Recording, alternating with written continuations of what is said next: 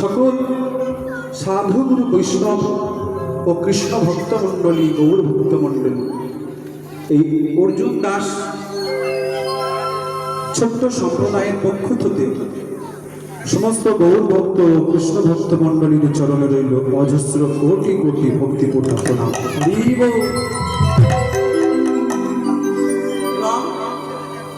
আমার শ্রী গুরুদেব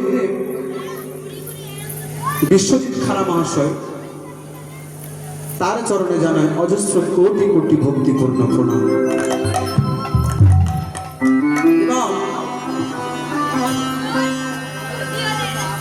আমার পিতা মাতা যে আমাকে অনেক কষ্ট করে ছোট থেকে লালন পালন করে মানুষ করেছে, তার জন্যই তো আসলে গান করতে পারছি না, তো পারতাম না।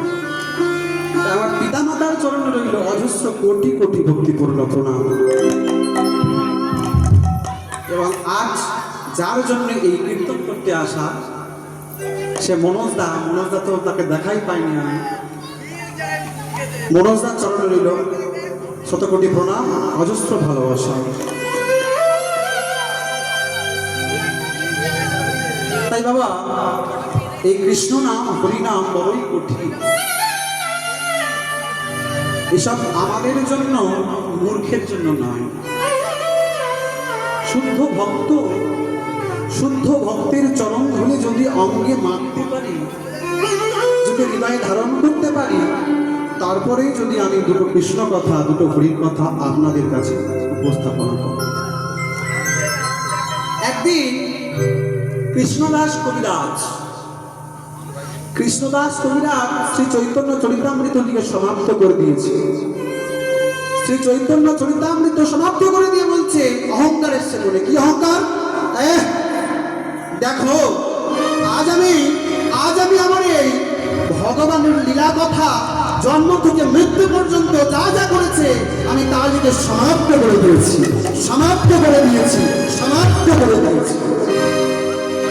তার মনে অহংকার হয়েছে। কি অহংকার? তার মনে অহংকার হয়েছে যে জগতে এত পণ্ডিত আছে, এত ভক্ত আছে, কিন্তু কে এমন বড় ভক্ত যে চৈতন্য চরিতামৃত লিখে সমাপ্ত করে দিয়েছে।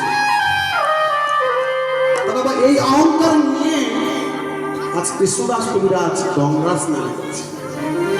আগের যুগে তো তেল পাওয়া যেত না, সরষের তেল, নারকেল তেল ছিল না। আর এই গঙ্গার পাড়ে গিয়ে এই গঙ্গার বালু মাটি নিয়ে নিজে অঙ্গে মাখছে আর মনে মনে করছে কি, আমার মতো বড় পণ্ডিত কেউ নাই, আমার মতো বড় শাস্ত্রজ্ঞান কেউ নাই, আমার মতো বড় বেদবিজ্ঞ কেউ নাই। এই কথা চিন্তা করছে। যেমন এমন কথা ভাবছে যে আমি কৃষ্ণদাস কবিরাজ, আমি মহাপ্রভুর জীবনীকে সমাপ্ত করে দিয়েছি। মনে অহংকার এসেছে যে আমি ভগবানের লীলা কথা লিখে সমাপ্ত করে দিয়েছি। বলুন তো মা, ভগবানের লীলা কথা কেউ সমাপ্ত করতে পারে? দেবাদিদেব মহাদেব যে পঞ্চমুখে তার নাম বলে শেষ করতে পারেনি, চতুর্মুখী ব্রহ্মা যেও তার নাম চতুর্মুখে বলে শেষ করতে পারেনি।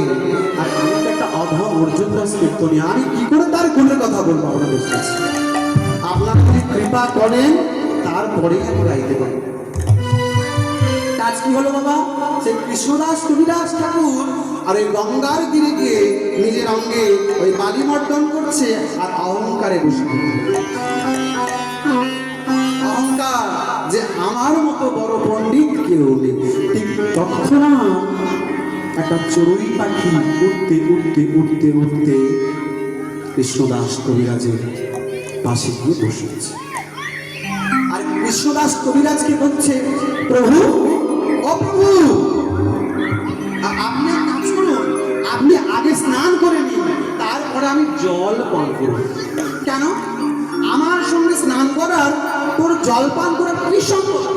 আরে বাবা, সম্পর্ক আছে। কি সম্পর্ক? আরে বাবা, সম্পর্ক আছে গো প্রভু। তুমি যাও, গিয়ে এই গঙ্গার জলে স্নান করে নাও। একই আমি এত বড় পণ্ডিত, আমি এত বড় শাস্ত্রজ্ঞ, আমি কিনা তোর কথা মতো যে গঙ্গায় স্নান করব? জল পান করার ইচ্ছা হয় তুই জল পান করে চলে যা। আমি আমি ঠিকই কথাই বলছি প্রভু, আপনি কি আগে স্নান করুন, তারপরে আমি জল পান করব। এই কেন বলতো, আমার স্নানের সঙ্গে তোর জল পান করার কি সমস্যা বল আমাকে।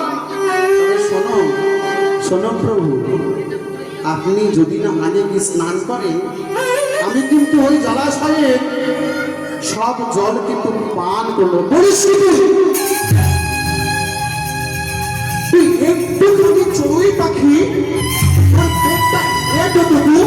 আর তুই কিনা এই গোটা গঙ্গার জলকে সমাপ্ত করে দিবি? তোর সাহস তো মন্দ নয়।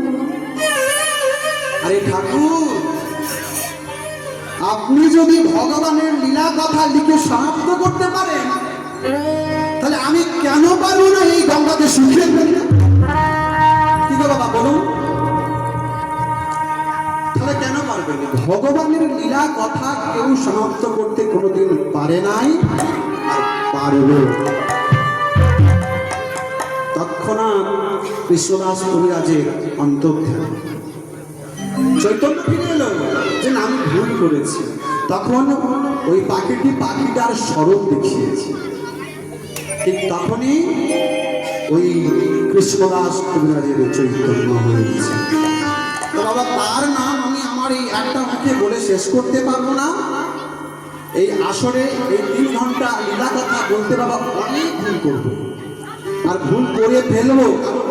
আপনারা তো আমার ঘরে বলবো, আপনাদের তো ঘরের ছেলে আমি, তাই তো? হ্যাঁ, বাচ্চা ছেলে যদি ভুল করে ফেলি বাবা ক্ষমা করে দেবেন। তা চলুন আমরা চলে যাই, লীলার মধ্যে প্রবেশ করি। তা লীলার মধ্যে প্রবেশ তো করবো, আগে লীলার নামটা বলি না। আজকের লীলার বিষয়বস্তু হলো বাবা নিত্যানন্দ মিলন।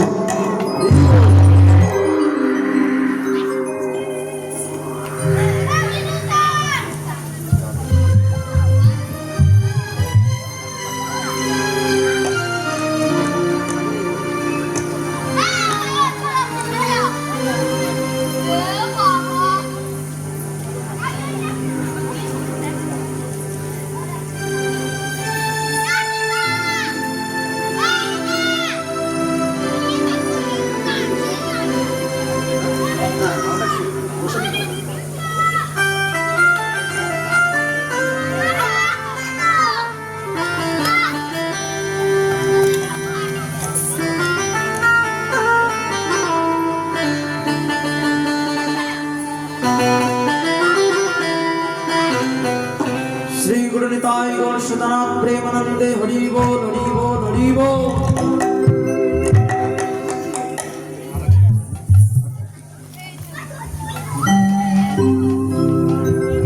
হরে কৃষ্ণ জয়তাই জয় রাধা কৃষ্ণ। তা চলুন আমরা লীলার মধ্যে প্রবেশ করি। তা লীলার মধ্যে প্রবেশ করার আগে একটা ভজনের মধ্যে থেকে আমরা লীলার মধ্যে প্রবেশ করবো। চলুন আমরা একটা ভজনের মধ্যে থেকে লীলার মধ্যে প্রবেশ করি। ভজ শ্যাম ভজ রে